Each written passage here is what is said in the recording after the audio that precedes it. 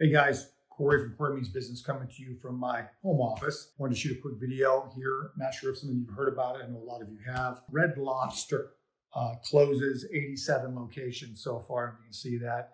USA Today, Red Lobster closes 87 locations. I'm sure that's probably just wave one. There's going to be another wave, maybe another 50 or so. They'll probably end up closing about 200 locations is what I would say is probably on the chopping block at this point. Now, obviously, we've seen other high profile companies in financial trouble before, and I know a lot of my clients and a lot of people will ask me, "Geez, how does such a large company that has resources and has everything that all small business owners wish they had, right? Great operational people, lines of credit." Massive cash flow.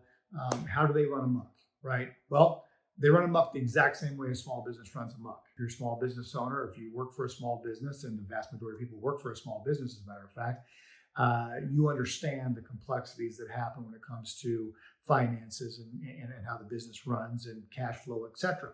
So there are, just for a quick little tutorial here when it comes to the factors that matter in a business, right? And then we'll talk about how Red Lobster did not meet those and what you can do and how that will affect you and your business, even the business you work for or the business you own.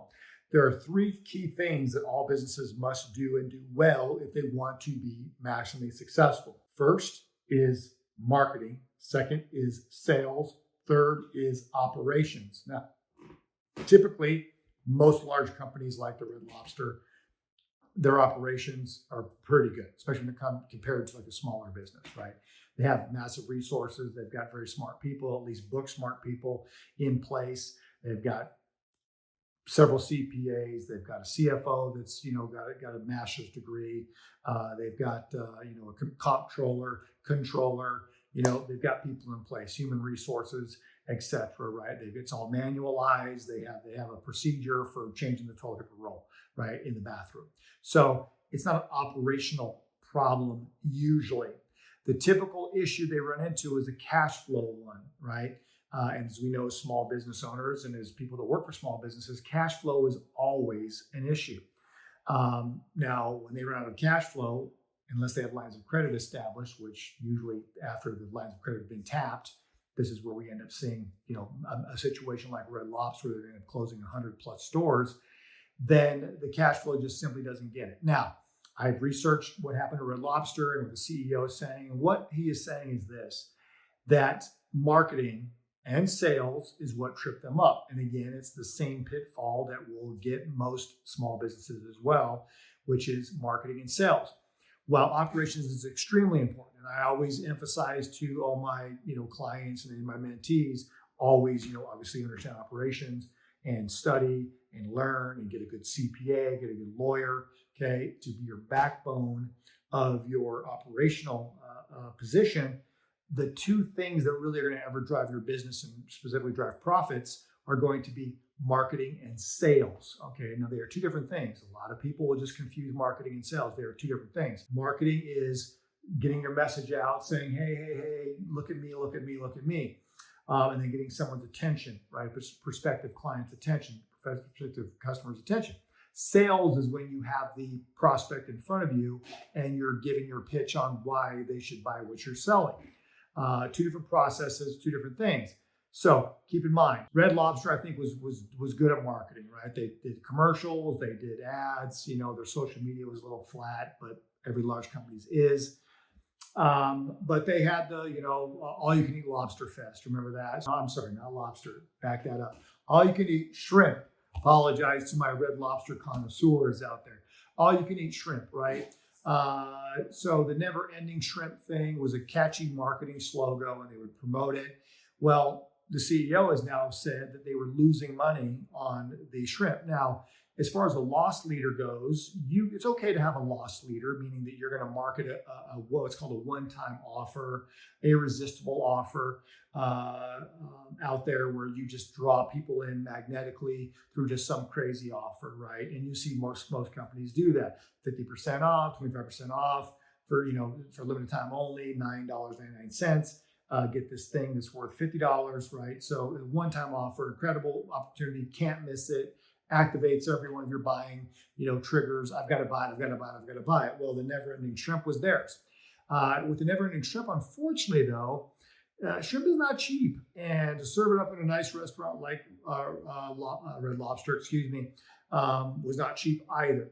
So what they were doing is they were running this, never-ending, shrimp, all you can eat, and it was just getting killed, just losing money hand over fist. It wasn't the marketing though. Could they have been successful running a loss leader like that? Yes, but it's tricky, right? It's very tricky to do a product as a loss leader, especially if it costs you a lot of money, like shrimp. And so they could come in and eat you, $50 worth of shrimp, and you're charging them $19.99 for it, right? So that's a very serious situation. You can never use a loss leader that has any potential to actually be a loss. At most, it can only cost you what it costs you. But they were selling this, the never-ending shrimp for $19.99, and people were eating, $50, $60, $70 worth of shrimp. So again, that's definitely a strategic flaw, and it's sinking them. And it might end them all together. We'll see how they come out of this, but it might end them all together. The better move would have been to up the price a little bit, and then again, use it as a loss leader, maybe at $29 or $24.99. And then also too, if you're going to have a loss leader, even if it's something that's going to break even or run a little bit of a loss, especially after marketing costs, you have to be able to sell behind it. The whole idea is to get them in so that you can upsell. Think about, for instance, Jiffy Lube, right? The home of the $29.99 oil change, or $39.99 or whatever it is now, right? Inflation's really bad, but the point is they still lose massive amounts of money. Was it $39 oil change or $49? I think it's $39.99. At $39.99, they lose massive amount of money. It costs them $80, $90 to change the oil. So that's what's called a loss leader, but it gets people in. What they are good at doing, and the reason why they can get away with that is they're really good at selling. They get your car in, they do the oil change, yes, but then they start checking all these things they know typically needs replacing. Next thing you know, they're coming in, they're saying, hey, you should replace your windshield wipers, replace this, replace that, the filter, the air filter, the fuel filter, et cetera. Next thing you know, you're spending $300. See, this is where you need to be if you're going to use a loss leader. You have to know how to upsell. Red Lobster did a terrible job of upselling. They didn't take the customer that was coming in for the $19.99 shrimp and sell them 5 or 6 beverages. Did not upsell them on sides, did not upsell them on desserts. That person that came in for $19.99, if Red Lobster wanted to make this successful, they really should have had them spending $70, $80, especially in other items like drinks, beverages that don't cost very much at all. It might be 15, 20 cents in that drink, but they're able to charge $5, $6, $7, $10 for it. So that's a high profit margin, item. So you bring them in on the loss leader, but you have to know how to upsell so that you can upsell to your higher profit margin items to be able to really be able to get in the profit, right, and offset the loss from the loss leader. This is what Red Lobster did not do well. And most companies don't do it well, to be honest with you. It's not like most companies actually know how to do that.